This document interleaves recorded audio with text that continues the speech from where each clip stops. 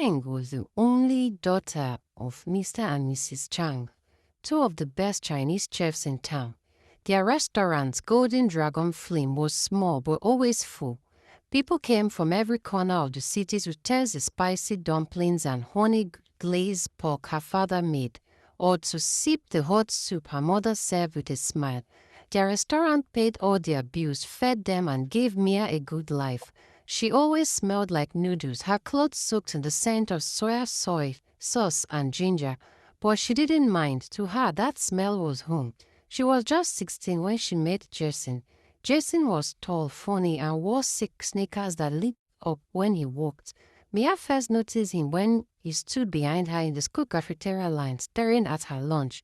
"Is that homemade spring rolls?" he asked, eyes wide. "Yes," she said shyly. "My mom made them."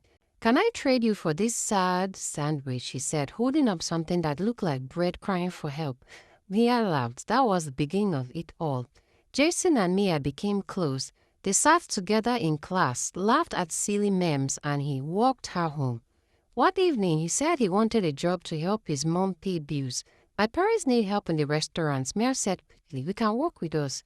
Jason got the job. He wore a chef hat that was too big and cut onions with tears streaming down his face. Not from sadness, just bad knife skills. Everyone in the restaurant loved him, especially Mia. Clara Lynn was the queen of their high school, smart, rich, beautiful, and as bitter as or sweetened tea. She was also Jackson's ex. When Clara found out about Jason working in Chang's restaurant and dating Mia, she didn't scream or cry. She simply smiled and opened her phone. Clara posted the video on her popular social media account. She said the Golden Dragon Flame used expired ingredients, dirty oil, and had rats the size of cats. The video went viral in one night. Customers stopped coming. Others dropped to zero. The kitchen felt like a graveyard. Mr. Chang tried to laugh it off, but rumors, he said. Just rumors, he said, but when the health inspectors arrived, they took everything seriously. Mia's heart cracked like an overcooked dumpling. Jason came to work the next day with a strange look on his face. Mia ran to him, tears in her eyes. "It's not true, Jason. You know our kitchen is clean," but Jason looked away. That night, he didn't show up at the restaurant. 2 days later, he posted a photo of him and Clara, smiling and eating up at a fancy sushi place. The caption read, "Upgraded from the dragon to the queen." Mrs. Chang cried while chopping bok choy. Mr. Chang just sat on his stool, holding the restaurant keys like they were heavy stones. "Do we close?" Mia asked in a tiny voice. They didn't answer. The next day, the Golden Dragon Flame shut its doors. Mia tried to help by selling homemade food at school. She called it Mia Meals. She even offered free extra dumplings to people who smiled. One boy asked, "Can I get a date with you instead of dumplings?" "No," she said, "you are not spicy enough." The student laughed. Even Mia did, but when she got home, the laughter faded.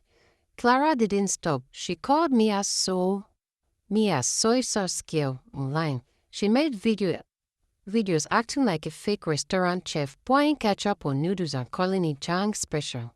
It was funny to many, but to Mia it was cruel. Still, she smiled. She started recording her own videos, real cooking, simple recipes, honest joy. People began to watch. One of Mia's videos, "Cooking Dumplings with My Sad Dad," got millions of views. Soon people were asking, "Where is this restaurant? Is the Golden Dragon real? We want more." Mr. Chan's eyes lit up for the first time in months.